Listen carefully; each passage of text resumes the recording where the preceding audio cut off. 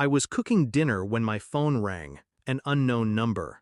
The knife froze in my hand, blade half buried in the cutting board. My daughter's eyes snapped up from the table, wide and trembling. "Don't answer it, Dad," she whispered. Her voice carried a weight no child's should. "Please, trust me." The phone vibrated again, a long, insistent hum against the counter. I let it go to voicemail. Silence pressed against the walls. I turned back to the pan, stirred without appetite. But her gaze, fixed on me, on the phone, burned hotter than the flame under the skillet. Later, when she went to bed, I listened to the message. A man's voice, calm, intimate, certain. "Call me back when he's asleep." Not a stranger's tone, not a mistake. A man speaking to someone who belonged to him. And just like that, the air in the kitchen turned cold. The next morning, I watched my wife pour coffee, her movements casual, deliberate. Her phone buzzed. She slid it face down on the counter before I could glimpse the screen. A small thing, but small things cut deepest. I replayed the voicemail in my head. That voice, low and certain. It wasn't business, it wasn't casual, it was possession. I said nothing. I smiled when she kissed my cheek. I carried the lie of routine, but my daughter's warning haunted me more than the call. She knew something, she'd seen something. Children notice shadows adults pretend not to.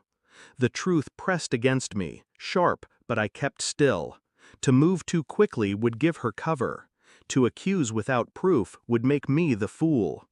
At work, I traced the number, an out-of-town area code, not random, not new. At night, I lay beside her, breathing in rhythm, steady, detached. She scrolled her phone facing away from me. I memorized every gesture, every flick of her eyes. The betrayal wasn't fully revealed yet, but it was there, bleeding at the edges of my life. I carried it in silence, the way you carry a blade in your coat, hidden, but always ready. I began collecting, quietly, phone records, bank statements, calendar entries she thought she'd deleted. I played dumb, the dutiful husband, all smiles, all silence. But inside, every discovery lodged like glass. There were trips she'd taken alone, invoices that didn't match her stories, text threads scrubbed clean except for fragments, ellipses left hanging. One night, when she showered, I unlocked her phone using the print she'd left on the screen.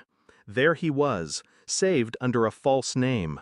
A string of messages, careful but too familiar. "Miss you. Tomorrow? Always. Always." The word cracked something inside me, but I made no sound. I deleted nothing. I stored everything. Still, I didn't confront her, not yet. Instead, I bought a DNA kit. I swabbed my daughter when she fell asleep, brushing the inside of her cheek with steady hands. My own swab came after, colder, deliberate. Then I waited. Waited with her laugh echoing from the kitchen. Waited with her perfume still clinging to the hallway. Every moment was theater. I played my role. But my silence was the noose tightening. The results came back on a Wednesday. One wine, printed in clinical detachment, probability of paternity 0%. I sat in my office, the paper shaking not from weakness, but from the weight of certainty. My daughter wasn't mine, she never had been. And suddenly her whispered warning made sense. She knew, somehow. Children always know. That night, I handed my wife the envelope. She opened it, expecting bills, routine. Instead, her face drained. She looked at me. "Where did you—" I said nothing. Her lips trembled, searching for words that might unmake the truth. But truth doesn't unmake itself. Tears welled. Her voice broke.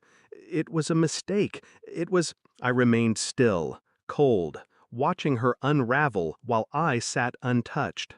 Silence was my weapon, and it cut deeper than rage ever could. I slid my phone across the table, her messages with him, arranged neatly, every word intact.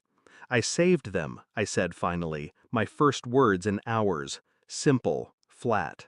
She gasped, reaching, but I pulled the phone back. "No," I told her, "you don't get to touch the evidence." She broke then, not with screams but with collapse, shoulders caved, breathing shallow, the facade shattered in silence. I stood, collected my coat, and left her in the kitchen where I'd first heard the message that unraveled us.